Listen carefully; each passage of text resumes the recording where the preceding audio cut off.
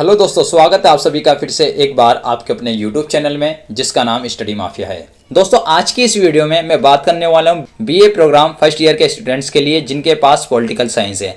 अगर आप BA programme के स्टूडेंट हैं, अगर आप फर्स्ट ईयर में हैं या तो फिर आप SOL से कर रहे हैं दिल्ली यूनिवर्सिटी से, या फिर आप जामिया मिलिया इस्लामिया से SOL के स्टूडेंट हैं जो अर्जुन सिंह सेंटर में आता है।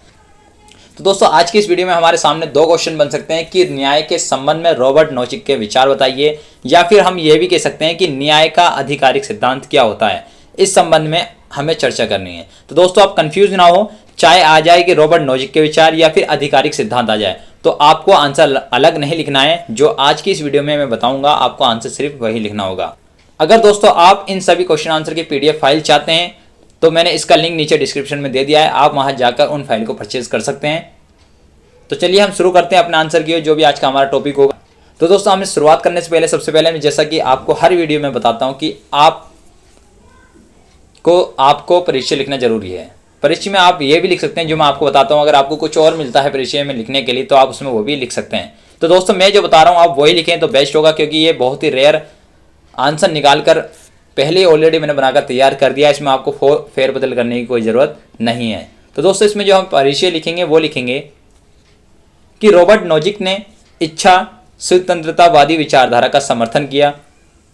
इस विचारधारा में मुक्त बाजार व्यवस्था को बढ़ावा देने और राज्यों की कल्याणकारी नीतियों को सीमित करने पर बल दिया जाता है।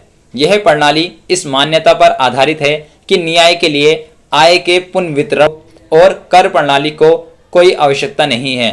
इस विचारधारा के अनुसार कर प्रणाली गलत है क्योंकि इससे व्यक्ति की स्वतंत्रता का उल्लंघन होता है। समाज में प्रत्येक व्यक्ति को वस्तुओं को बेचने और खरीदने का अधिकार है, अतः किसको क्या मिला यह योग्यता पर निर्भर करता है।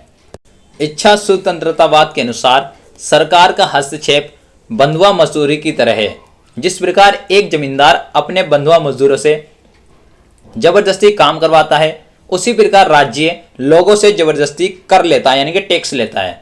लेकिन यह नैतिकता के विरुद्ध है। इसलिए न्याय की स्थापना का एक ही रास्ता है कि लोगों को खुला छोड़ दिया जाए, जिससे प्रत्येक व्यक्ति अपनी योग्यता के हिसाब से जो है वो चीजें हासिल कर लेगा, और प्रत्येक व्यक्ति उस संपत्ति का स्वामी है जो उसने स्वतंत्र रूप से व्यापार के माध्यम से अर्जित की है, हासिल की है। इसलिए न्याय की स्थापना की कोई आवश्यकता नहीं है, क्योंकि बाजार अर्थव्यवस्था में न्याय स्वयं हो जाता है। तो दोस्तों, ये था हमारा परिचय। अब हम इससे अगली हेडिंग बनाएंगे इसमें कि न्याय के 3 नियम। इसको मैंने हेडिंग में बनाकर लिखेंगे इसमें हम कि न्याय के 3 नियम है वो कौन कौन से हैं। न्याय के 3 नियमों का रॉबर्ट नोजिक ने न्याय के 3 सिद्धांतों का उल्लेख किया है, जिसमें पहला है हस्तांतरण का नियम। इस नियम के अनुसार व्यक्ति ने स्वतंत्र व्यापार के माध्यम से जो कुछ भी हासिल किया है वह उसकी न्यायपूर्ण संपत्ति है। ऐसी संपत्ति का वह किसी को भी हस्तांतरण कर सकता है। इसका दूसरा सिद्धांत है प्रारंभिक अर्जन का सिद्धांत। इसमें क्या था कि इस सिद्धांत में इस बात पर विचार किया जाता है कि व्यक्ति ने अपनी संपत्ति को कैसे प्राप्त किया है। यदि किसी व्यक्ति ने धोखा, बेईमानी या किसी और अनैतिक तरीके से जो संपत्ति है उसको अर्जित की है, तो वह उसकी न्यायपूर्ण संपत्ति नहीं है। नैतिक संपत्ति केवल वही है जो नैतिक तरीके से अर्जित की जाए। अब इसका था तीसरा सिद्धांत जो था वो था अन्याय के बहिष्कार का सिद्धांत, जिसमें हेडिंग में हम बनाकर लिखेंगे कि इस सिद्धांत में इस बात पर विचार किया जाता है कि यदि किसी व्यक्ति ने अनैतिक ढंग से संपत्ति को अर्जित किया है तो ऐसी संपत्ति का निपटारा कैसे किया जाए। जैसे उदाहरण के लिए, यदि एक व्यक्ति के पास भूमि का एक टुकड़ा है जो उसने अपनी मेहनत से हासिल किया है, तो वह उसकी न्यायपूर्ण संपत्ति है।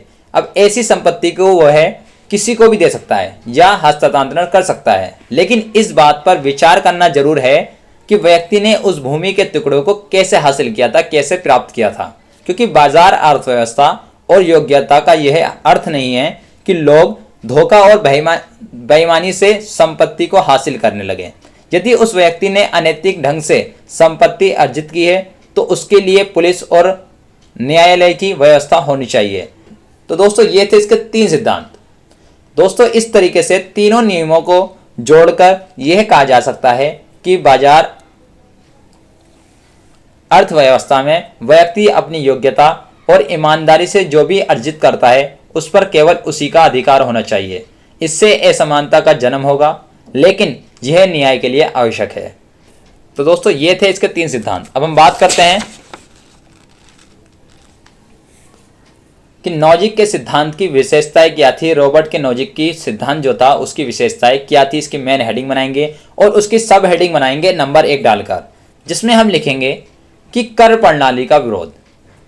इसके अंदर हम लिखेंगे कि नॉजिक ने आय के पुनर्वितरण या कर प्रणाली का विरोध किया है। उसके अनुसार व्यक्ति जो कुछ भी हासिल करता है उस पर केवल उसी का अधिकार होना चाहिए। गरीब लोग इसलिए गरीब हैं क्योंकि वह अयोग्य और आलसी हैं, और धनी लोग इसलिए धनी हैं क्योंकि वह योग्य और मेहनती हैं। नॉजिक के अनुसार आय के पुनर्वितरण से विकास में बाधा उत्पन्न होगी, क्योंकि धनी लोगों की अपनी आय का बड़ा भाग करों के रूप में देना पड़ेगा, जिससे उनके पास निवेश के लिए बहुत कम धन रह जाएगा। और जो व्यक्ति अयोग्य है वह तो आय के पुनर्वितरण से भी अपना विकास नहीं कर सकता। यदि बिना मेहनत के ही सब कुछ मिलने लगा तो लोग ना तो मेहनत करेंगे और ना ही अपनी योग्यताओं में वृद्धि का प्रयास करेंगे। तो दोस्तों ये था उसकी विशेषता का पहला पॉइंट, कर प्रणाली का विरोध। अब इसका अगला पॉइंट बनता है, अगली हेडिंग बनती है दूसरी, कि राज्य के सीमित कार्यों का समर्थन, जिसमें हम लिखेंगे कि नॉजिक के अनुसार राज्य का निर्माण लोगों ने अपनी सुरक्षा के लिए किया है, क्योंकि जब राज्य नहीं था तब शक्तिशाली लोग समाज की सुरक्षा करते थे, लेकिन राज्य के निर्माण के बाद सुरक्षा की जिम्मेदारी राज्य पर आ गई। इसलिए राज्यों को केवल वही काम करने चाहिए जिसके लिए उसे बनाया गया है, अर्थात केवल सुरक्षा करनी चाहिए। जिस प्रकार एक चौकीदार का कार्य निश्चित होता है, कन्फर्म होता है, उसी तरह राज्य का कार्य भी एक निश्चित होता है।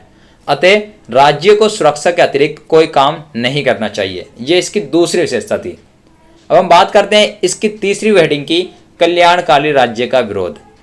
इसकी यह हेडिंग बनाकर इसके अंदर हम लिखेंगे कि नॉजिक ने कल्याणकारी राज्य का समर्थन नहीं किया, क्योंकि कल्याणकारी राज्य की स्थापना के लिए राज्य को अर्थव्यवस्था में हस्तक्षेप करना पड़ेगा और कर प्रणाली को लागू करना पड़ेगा, परंतु इससे विकास में बाधा उत्पन्न होगी। इसलिए नॉजिक कल्याणकारी राज्य का समर्थन नहीं करता है। नॉजिक के अनुसार गरीबों को अपनी शिक्षा, स्वास्थ्य, आवास, इन सभी का प्रबंधन उन्हें खुद करना चाहिए, और यदि वो ऐसा करने में असमर्थ हैं तो उन्हें खैराती संस्थाओं में जाना चाहिए। राज्य को इस संबंध में कोई काम नहीं करना चाहिए। तो दोस्तों ये था कल्याणकारी राज्य का विरोध।